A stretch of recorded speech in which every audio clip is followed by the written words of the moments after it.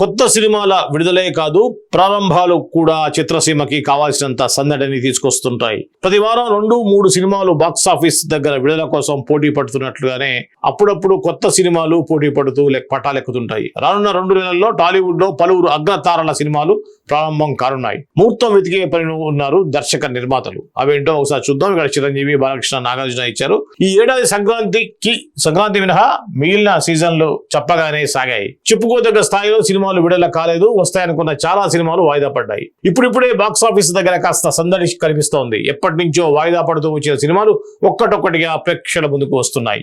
ఈ ఏడాది చివరి వరకు బాక్సాఫీస్ దగ్గర అడపాదడపా సందడి కొనసాగుతూనే ఉంటుంది. రానున్న 2 నెలల్లో కీలకమైన పలు సినిమాలు ప్రేక్షకుల ముందుకు వస్తున్నాయి.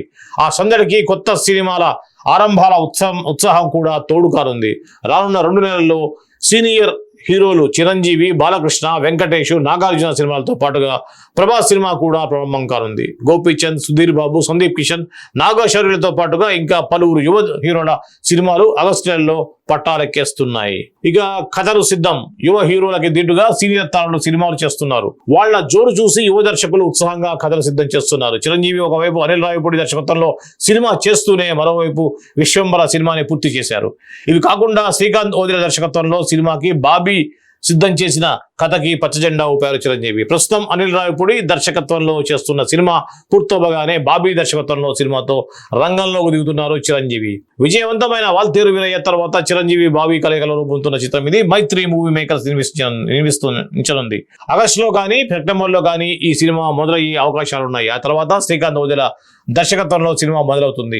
మరో అగ్ర హీరో బాలకృష్ణ అఖండ 2 సినిమాని పూర్తి చేసే పనిలో ఉన్నారు. ఇది పూర్తి అయిన వెంటనే గోపీచంద్ మలినేనితో సినిమా సెట్స్ పైకి వెళ్తారు.